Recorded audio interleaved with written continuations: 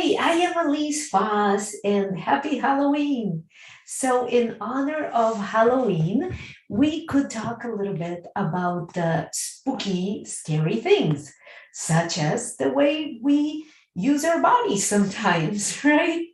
Like a lot of us are looking too long at our phones in this kind of posture instead of perhaps lifting the phone a bit more towards us or even once in a while, bringing it up here. Same thing with our computers.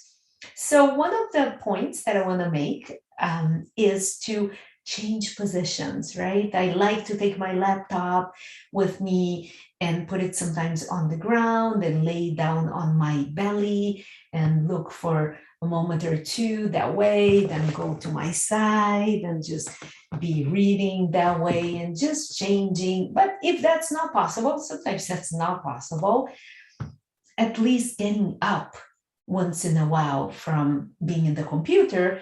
And other things would be to just be moving the body, right? As often as we can, distraction, turning, looking gently up and to the sides, right? So we're not always this way or this way, and our necks are not all the time in this forward position, which is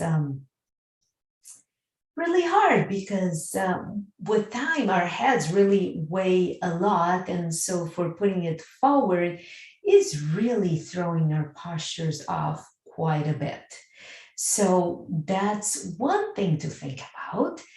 The other thing that we could be thinking about as we are seated is to really have lightness in the neck, lightness in the shoulder, lightness in our heads, like imagining that our heads are like floating balloons, right? And so it's, we're just letting it be nice and light, maybe a little lightness in our hips or even the torso, right? How many times we're just this way and it's kind of heavy, we're letting it just sink into the ground.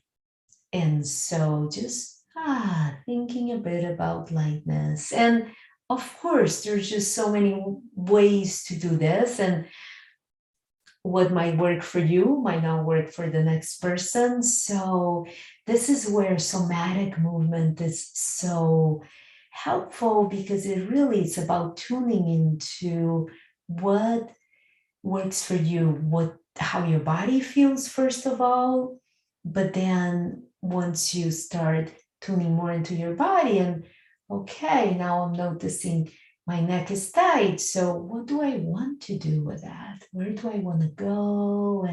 And so I was saying, when you're heavy, going into lightness, but maybe for you, you need to go into more heaviness first to then be able to find the lightness. So it's kind of making it a game and exploring and discovering.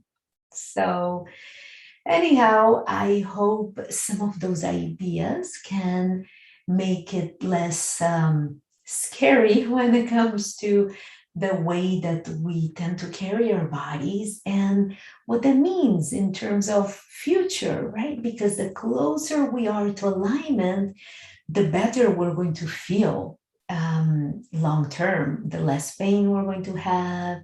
And so thinking about those things is actually very important. So thank you for listening. I am Elise Foss and wishing you a most wonderful, full of good posture day. Thank you.